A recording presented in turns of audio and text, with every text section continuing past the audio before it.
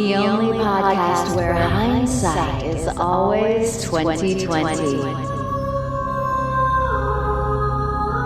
And we explore the great books, works, and ideas of the century. Now, here's your host, teacher, and author, Matthew Heinnes.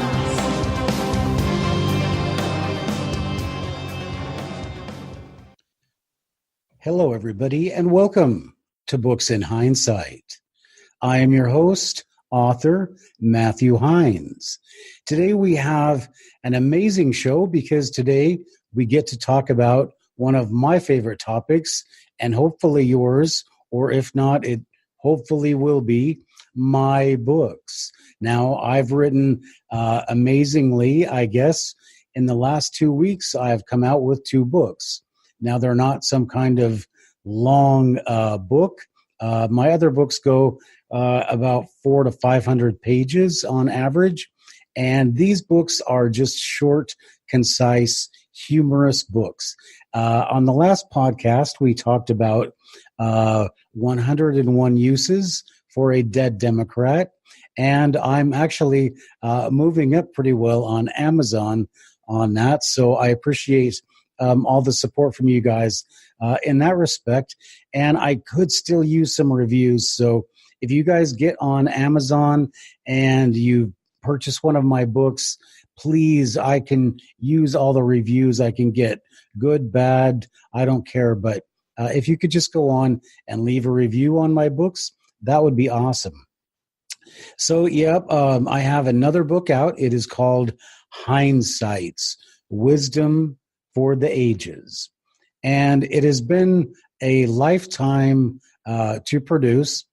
It probably will not stay in one volume. I'm sure there will be more Heinessights to come as I look back over the course of my life and I think of all of the things that in certain situations just kind of got me, thinking about other things than what I was supposed to be focusing on at the time. So we're going to talk about Heinessights, Wisdom for the Ages, in a few minutes.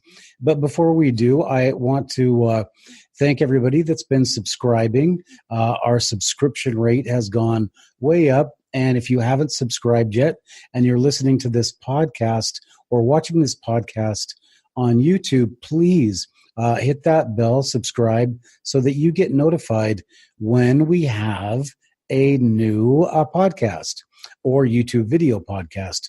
I don't know if they call that a U podcast or a PodTube. I don't know what they call it.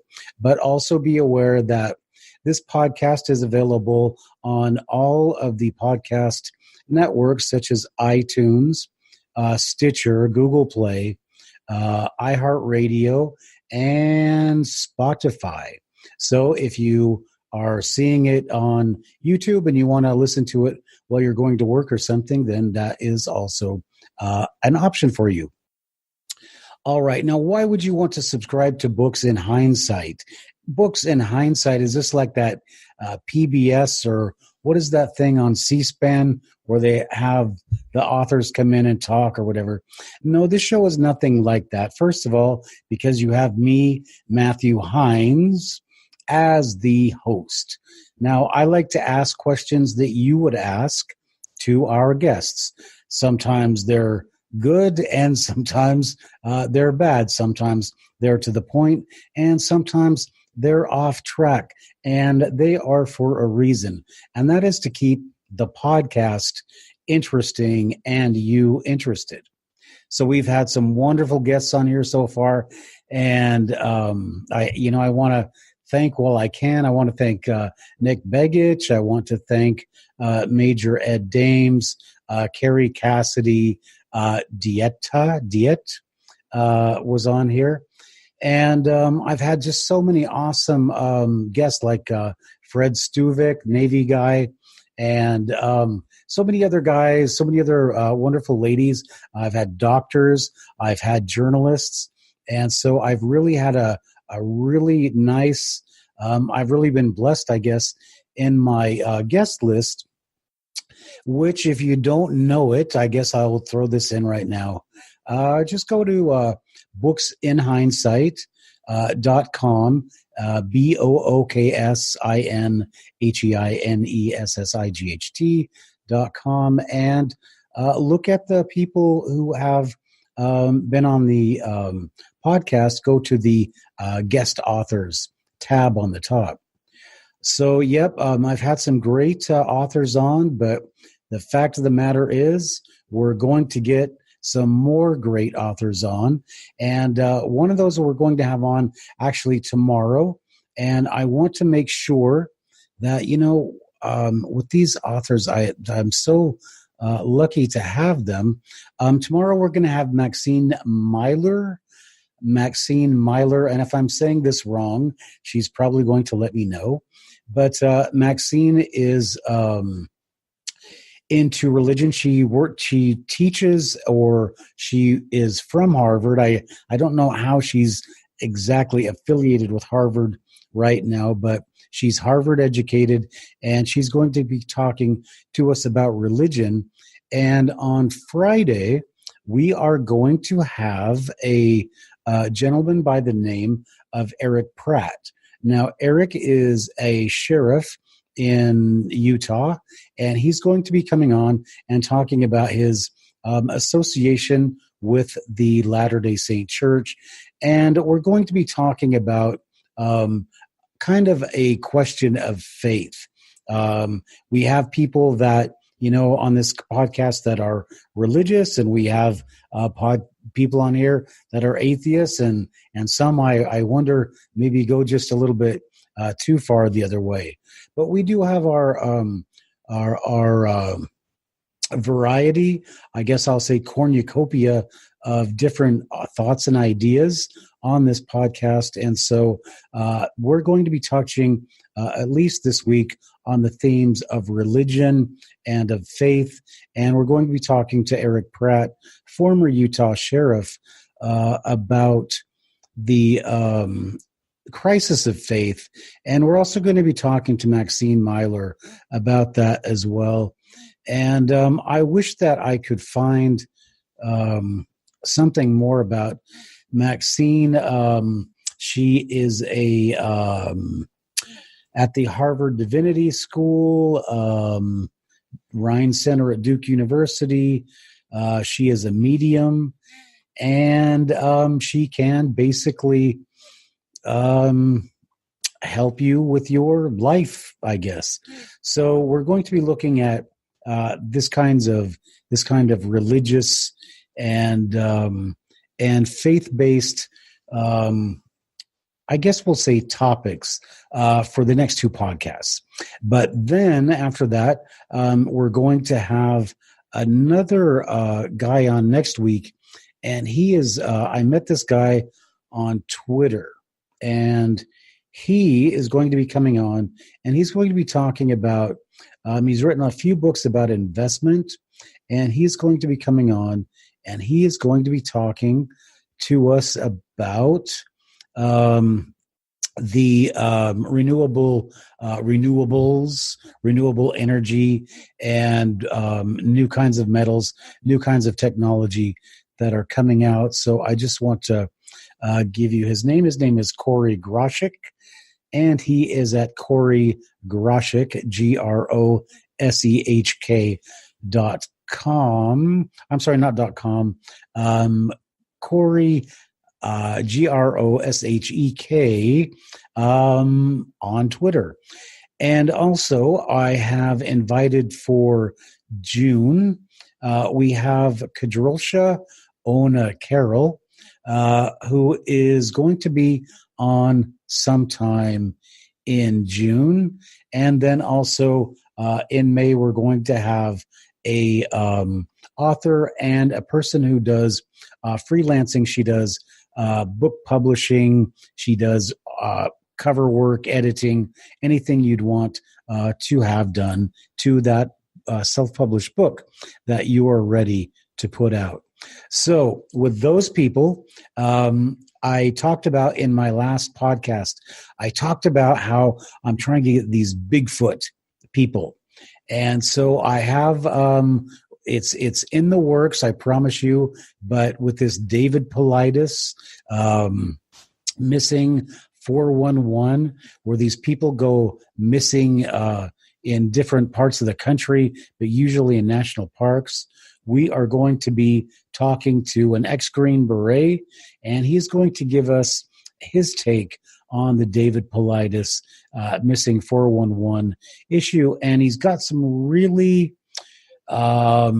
interesting points to make about 411 and about these people that end up missing. So that's what we have coming up on Books in Hindsight. And along with that, we're just going to have a bunch of wonderful new guests. Now, as I started off the podcast, sorry about smacking there. I guess I should get some water to drink. So as I started off the podcast, I have a new book out, and it is called Books in... I'm sorry. That's the name of the podcast. I have a new book out. It's called Heinessights, Wisdom for the Ages. So now I'd like to spend a little bit of time, and I would like to give you a little bit of background on Heinessight, because you've got Books in Hindsight. My website is heinessight.com. And this book is a culmination of something that would have, or will, I guess I would say, thrill my journalism teacher from high school. Because the fact of the matter is, the Heinessight, the concept, actually came from, I was in the 10th grade in the little town of Sequim, Washington, and it was my first day of journalism or somewhere thereabout. I don't know exactly when or how it came about. But when it came time for me to be assigned things to write, I had taken my journalism teacher, I had him as a freshman. And so I wrote things for his class as a freshman in English. I wrote stories, and I had to write papers and stuff like that. And I guess that he was impressed with my lack of ability to take anything seriously. And when I turned out for journalism, or I joined journalism at some point in time before the first edition came out, he gave me 2 columns. Now, I mean, I was like the all-star football player for the journalism class, because I was this young, unknown kid coming in as a walk-on sophomore into the journalism class. And everybody got divided up into their sports or their features, or some people did ads and, the things that you do for the paper. But I was not assigned to any of that. I was immediately assigned 2 columns. I could write whatever I wanted, and that was that. And so my first column was called Heinessights. I think it was called Heinessights. I'll have to pull out the paper. And the other one was another that had something to do with hindsight. And so I just got so used to writing under that byline, under the title, that I just stuck with it. And so when it came to my first book, which I published in 2005, and oh, you need a website. Well, instead of having like the name of my book or my name, I was just so used to Heinessight that I thought that I'll just call my website Heinessight, because that's how everybody knows me. So that's how Heinessight came about. It's obviously a bad pun with my name, Heinz, and sight. And then it is also, of course, there is the hindsight, which is always 2020. So that is the story if you ever are wondering, if you're ever watching Jeopardy, or you're just out, with the friends, and you're talking about how things came about, and people say, well, what is with hindsight?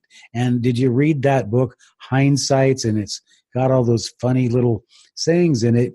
And you can say to them, well, that came about because he was in a journalism class when he was in high school, and those were the names of his columns that he wrote under.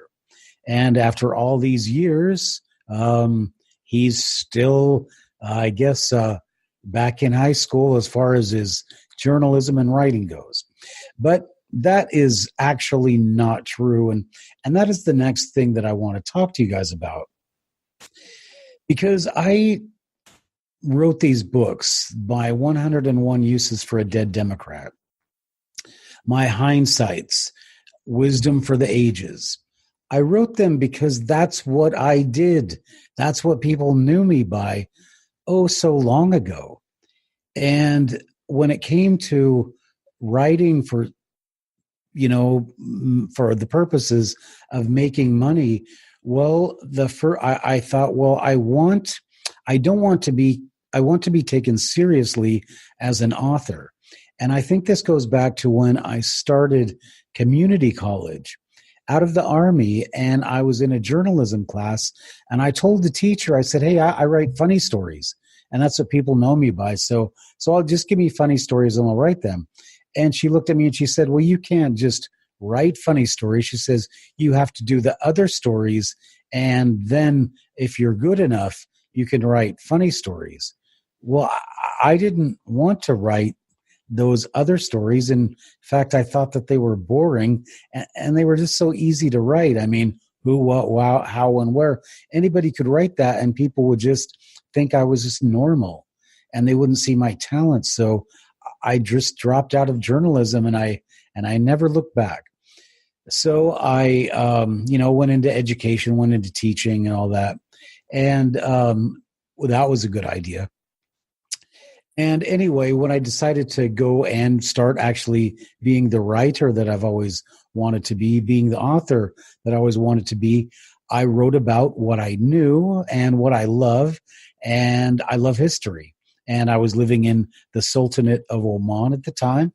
And I had just a wonderful experience there, and the stories that I had to tell and the places that I visited and all that. Well, you have to go back to my year in Oman and look at that. But, even now I look at those times in my life, and except for after meeting my wife, which things got even better. But that time in my year in Oman, it was just unbelievable. So that was what I thought people would be really interested in. And that would be my first bestseller. And you can look at the podcast I did about my year in Oman to find out what happened with that. So that was my year in Oman. But from then on, I wrote about, I did another year in Oman, and then I wrote about my first years in Saudi Arabia, or my first 18 months, I guess, in Saudi Arabia. And that was killing time in Saudi Arabia. And those were I interject my humor, but those were, of course, these were serious books because it was the war on terror. And these topics have to be taken seriously. So that's how I wrote. I didn't write the way I grew up writing and what I was known and what I felt comfortable writing. I wrote things that I thought would sell and people would read. And that continued on through Deceptions of the Ages, which you can look at that whenever, however you want. But that book also, as in all my books, I interject, here and there are these little jokes and whatever. And people appreciate that because it makes the reading go a little bit better. But some people say, why do you have to keep joking? It takes away from the seriousness of the topic. Well, like I said, that's how I started. It's what I know. So I did Deceptions of the Ages, Killing Time in Saudi Arabia, and then the last one I wrote, my first fiction, The Rainier Paradigm, which, looking at Seattle now, probably not so much fiction anymore, but that was also humor. And I talked to an author that said, "Why did you have to make it funny? It would have been so great as a thriller." And once again, I just said, because I can't not, make these jokes and whatever. So I finally said, with 101 uses for a dead Democrat, I said, all right, then I'm going to write a funny books, and it's not going to be a long book. And it took me, I don't know, 4 days to write. And again, having to throw all this stuff out because I wanted to keep it as small as possible. So I wrote that book, and all of this time, I mean, I used to substitute, teach. I was in the military. I used to do landscaping. I have had so many weird jobs and so much time to sit around and just think about bizarre things. And a lot of times I wrote, when they came out with Facebook, I started writing some of these things down on the internet. So like when I was overseas, like my friends could see my funny jokes. And because that, and another example of that is like when I was writing my books, just for a release, I would go on and I would make some funny joke, something about the topic of the day or whatever, just to make fun of it, just to kind of give my mind a break from what I was doing, but then also to challenge it, I guess. So I just have got like hundreds and hundreds of these sayings and these jokes, and I don't know what you would call them, but I used to tell, I would have classes in stitches, with my jokes, or I would say things like, "Why was I such a good coach? Because my last name is Heinz," and we could always catch up. So just, things like that, where it would just help me to survive with the kids and help the kids to survive with me. And, also in any situations in the Army, you need this kind of comic relief in college, in classes, you always, come up with these, or at least I do, come up with these weird things just to, I guess, to make myself used to my environment, or at home in my environment, or able to tolerate something that I don't really like doing, or a situation that I'm in. So that's kind of the story behind books in hindsight. Or I said it again, it's Heinessights. That's the story behind Heinessights, why I wrote it. And I don't want to leave you guys, out there in the cold for too long. I know you're sitting there going, all right, well, let's hear a sample, because I'm listening to all this stuff about the book and I haven't heard one thing about it yet. So I don't really know if I want to buy it. And I can't really get into the book just yet until I tell you that the book is available on Amazon. It's available on Kindle and in print, also available at Heinessight.com. And if you order 2 books, one of my, Heinessight is 2020, so my books are $20 on Heinessight.com, because I write big books, and they're that's what I have to charge to make money, thanks to what Amazon charges. But my books, Heinessight is 2020, and that if you order 2 books, then you will get either Heinessights, or you will get 101 Uses for a Dead Democrat, absolutely free. Otherwise, you can buy it for $5.99 in print, or it's $3.99 in the ebook version, and the ebook version is available Kindle. It's available on iTunes, iBooks. It's available at Kobo and also available on Barnes & Noble's Nook. And if you need any more information, go to Heinessight.com and you can get all the ordering information that you need. All right, so I guess that is all of the things that you need to know about the book. So let's talk about the book itself. Now, I had this all set up before, and again, it's messed up. Why does that happen? I'm going to read to you, and I want to do it at the same time that I am recording the screen so that when you're watching this on YouTube, you will see the book. So let's go here. We're recording as we speak, and I just want to put it into a good format to look at. And we're going to look at the first page. Now, this is a bonus for people that are watching on YouTube. I'm not going to read the foreword. I didn't read the dedication, but you probably saw it. I'm just going to go to chapter 1. Oh, all right. I think I'll have to go back. And I can't seem to get this to stop going forward. I'm going to go back. I'm going to read you the introduction because you did listen to all that stuff about my high school. And for some reason, this thing just does not want to obey me. So let's go down. And Heinessights, Wisdom for the Ages, copyright page. Stop. I think I want to get out of this screen. To everyone, everywhere, that's the dedication. Forward. Are you ready? You want me to read for you? Don't go to sleep. What is hindsight? What are Heinessights? Are they singular or are they plural? Are they really 2020?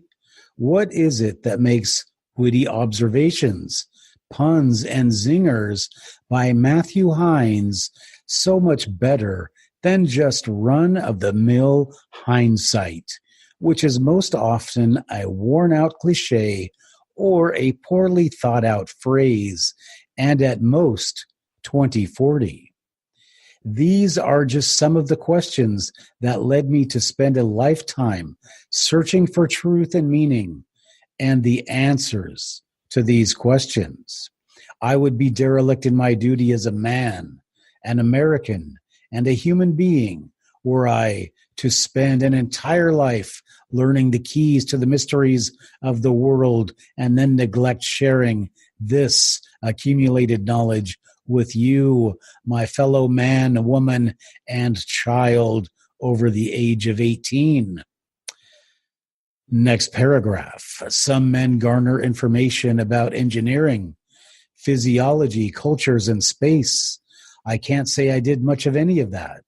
Rather, what I did was to look at the human condition, specifically my own, and tried to decide what made me so quintessentially screwed. What is it that made my existence and the existence of billions just like me so meaningless and trite? Was there a way out of this bondage of the mind, body, and soul? I think there is. Many a teacher has come and gone, explaining away the very things of which I speak. Some speak of God and heaven, while others speak of a nirvana and the attainment of oneness. Since they were a lot smarter than I and possessed a certain degree of imagination that I obviously do not, I knew I would have to rely on experience and observation in order to discover the truths and the secrets of life and the universe. In this book, then, I have compiled all that I have learned in my time on the earth that I felt was important for people to know. Sure, I know a lot of other stuff, like how to siphon gas and the Pythagorean theorem.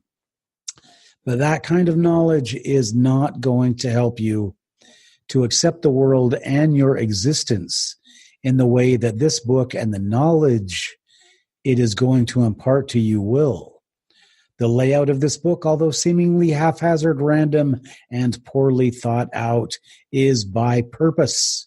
By reading and incorporating this knowledge in the order it is presented, you will be able to see my own beginnings and establish a framework for the connecting to and storing of over half a century of wisdom into your own inner psyche. For my frame of knowledge and spiritual enlightenment, I chose the topics with which we are all most familiar. In the first chapter, we will see how I was endowed early on with nothing coming close to wit, intelligence, or tolerable looks. As the book progresses, we will delve into the world of romance, work, military service, and politics. We will look at good and bad business ideas and why some rock bands became successful. Toward the end of the book, we will look at the world of disappointment, triumph, and the meaning of the town names in Washington State. Only by incorporating this hidden and accumulated wisdom and knowledge can mankind be saved through finding meaning to our own existence. Whether it comes to finance, romance, or a business idea that just might not work, you cannot afford to let another day go by without discovering your own Heinessights.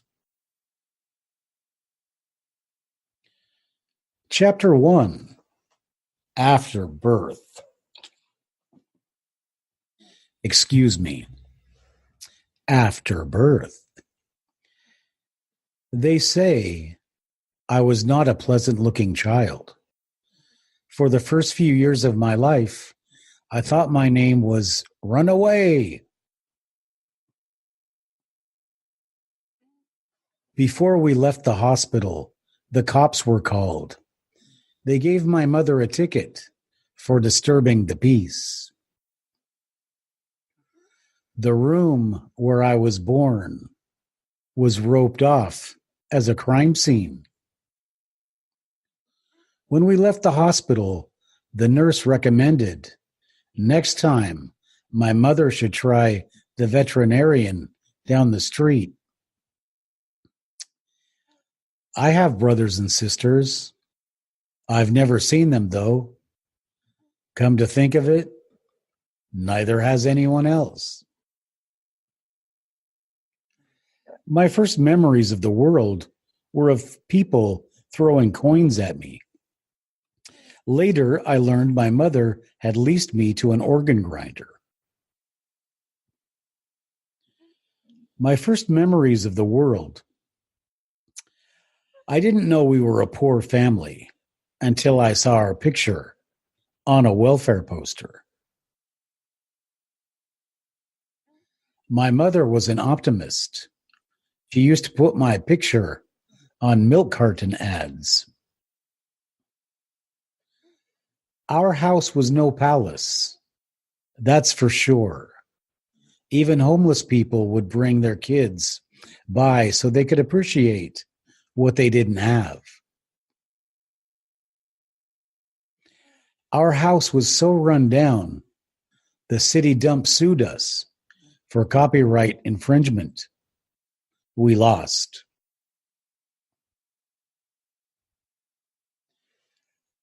I was born in a small town. They said it got a lot smaller after people started seeing me around. I was the only kid in town who had to run from the dog catcher. I think I started to develop a complex about my looks when the blind children got scared and ran away from me. Whenever the circus came to town, they tried to make a few extra bucks selling peeks into my bedroom window. The only time my mother seemed proud of the way I looked was on Halloween. She seemed excited at the money she saved buying me a costume. Learning to walk was no picnic. My mother motivated me by saying if I ever wanted to have friends, I would have to be able to run them down. We couldn't afford a TV. For entertainment, I got a broken Etch-a-Sketch. When I was 4, I lost my job with the organ grinder. He was charged with animal cruelty and deported. When I asked him what I would do for money, he got angry at me for not telling him I was a talking monkey. I was a gifted child. My mother kept trying to gift me to everyone she met from out of town. I was the only kid. I was the only 4-year-old in town with my own handgun and throwing knives. Nursing is supposed to be a big part of a child's life. I got started on the cow early on. I didn't know what that meant, although I still salivate uncontrollably when I see a pair of udders. As I grow older, I began to notice things other kids had that I didn't when I was a child. Take heat and water, for instance. I grew up thinking kids were supposed to change their own diapers. When the cops used to see me in public, they put wheel locks on my stroller. After I lost my job with the organ grinder, I tried to get a job as a paperboy. Since I was barely 2 feet tall and 4 years old, the newspaper delivery manager wouldn't hire me. Instead, he told me he had a better job. He put me inside the newspaper box at the train station, thinking people would pay money for the newspaper to get me out. It turns out he was wrong. I was in the box for 3 days. After that, I couldn't look at an aquarium without urinating on myself. All right, so that, my friends, is the first part of, or the first chapter, of Heinessights. Now, I know you're going, oh, those are great. And so is that all that's in that book? And the fact of the matter is, no, there are, I believe there are 14 chapters of fun. I don't have the chapters numbered, but over 100 pages of excitement. And so just to give you just a little, another taste, I'm sure you want to hear what else is going on here. I'll just give you the format very quickly. We have, I'll give the chapter titles are the Afterbirth. We read that. Next one is Old School. Pretty probably self-explanatory. Unlucky in Love. Small World. That's about life in a small town. Army Times. Sports Shorts. That gives you my ideas and outlook on the world of sports. Election 2016. Incorporate some of the things that happened during the election into the Heinessights, and of course, bad business ideas. World of Work, talking about my employment history, which is somewhat less than stellar, which we'll see in a minute here, and social media, wisdom of the ages, books you don't want to read, and finally, books you want to read. So I would be, I would let you guys see this on YouTube, but I can't because I'm afraid, maybe it's going to show up in China or something. So let me just give you some samples from, here's a sample from chapter 2. Let me see. I don't want to give away all my best ones, of course, so just remember that. For 5 years, this is in the chapter 2, old school. For 5 years, I thought the alphabet was one long word. And Lucky in Love, chapter 3. I dated an Iranian woman. I think she was Iranian. When people asked how our first date went, she said, Iran. And then I have, in the same chapter, I have pickup lines you should never use. And number 1 is, are you as crazy as you look? And of course, there's actually 10 lines there. So, and then we go on to chapter 4, Small World. This is life in a small town. And actually, it's also about me trying to make a living in a small town. Let's see. So I tried kidnapping, but I lost money on the diapers. So didn't work out. So then we'll move on to chapter 5, Army Times. Let me see. Yes, in Army Times, I have what life is like in the Army. And one of the things that I realized was this. I think they call it basic training because learning how to clean toilets and shine boots doesn't sound as exciting. So that was Army life. And I have a whole bunch more little quips. And then we get into chapter 6, Sports Shorts. And this is my outlook on sports, my participation. Let's see. I went out for basketball. The coach said because of my height, I was a natural guard. I spent the season guarding the water bottles. So then we get to chapter 7, election 2016. So some of my sayings, and let me see here. This is politics, so sometimes it's not as funny as the other ones. So how about this one? It's so cold in Washington, the Democrats passed a tax on heat. How is that for cold? All right. So then we have, there's lots of stuff for 2016 election. If you're a Mad Maxine Waters fan, maybe it might be good if you don't read it. All right. So anyway, how about another one from the 2016? Or from now, in most states they say deranged people. In most states they send deranged people to a mental institution. In California they send them to Congress. All right, chapter 8, bad business. These are business ideas you don't want to undertake. Like this is one example. Good business idea, Mr. Coffee. Bad business idea, Mr. Crack.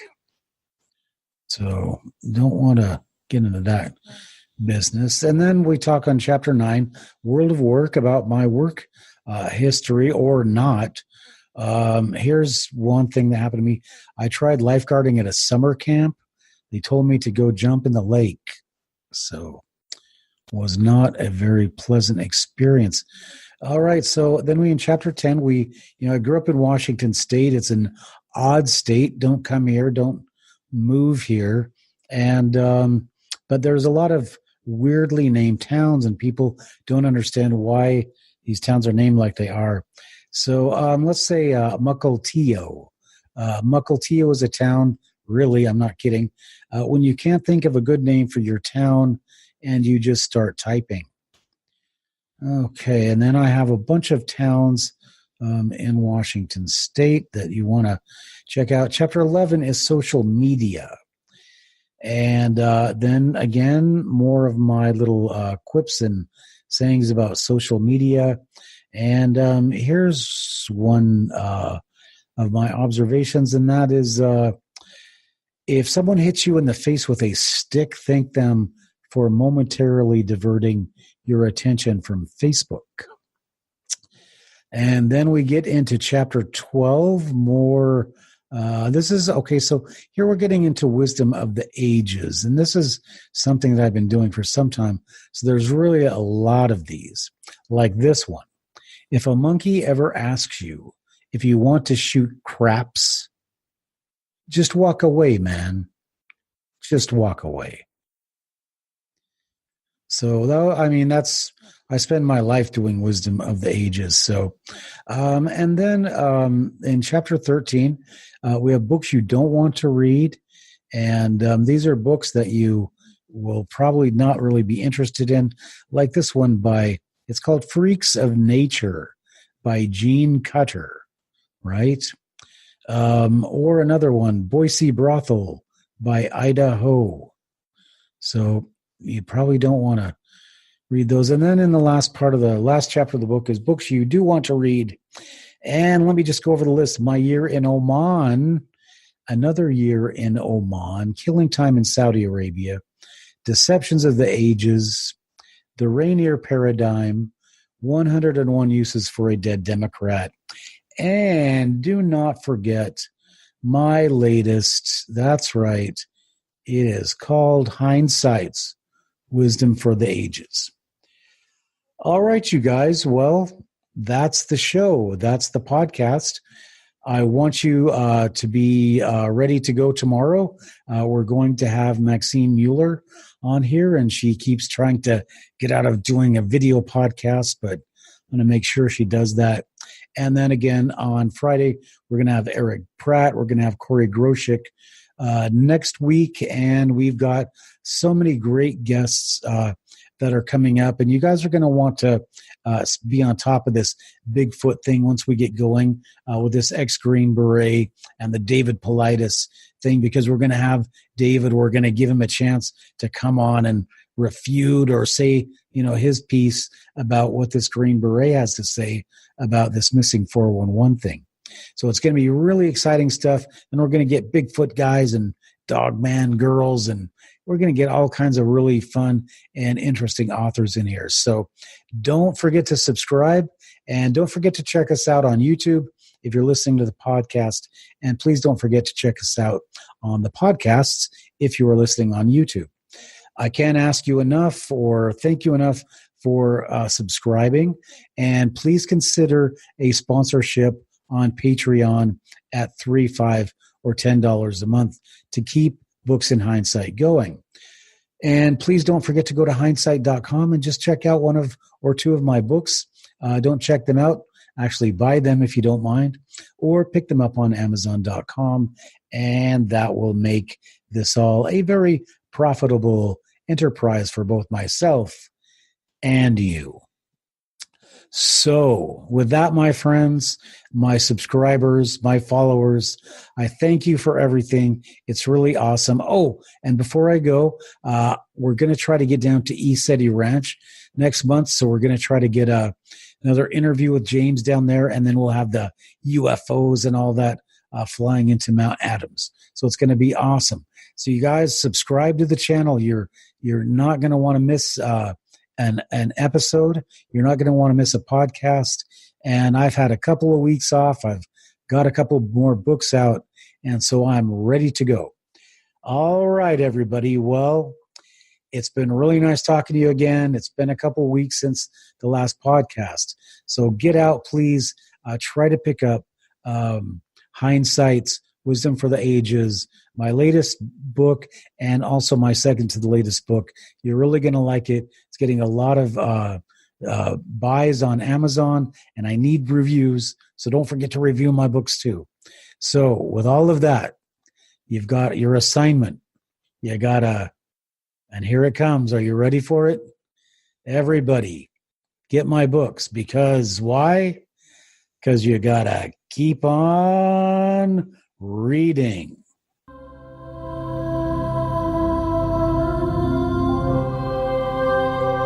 This has been Books in Hindsight with your host, Matthew Heinz. Please join us for our next podcast and look for our archives on iTunes and go to theheinessight.com. That's HEINES site.com for great books by Matthew Heinz and other great authors.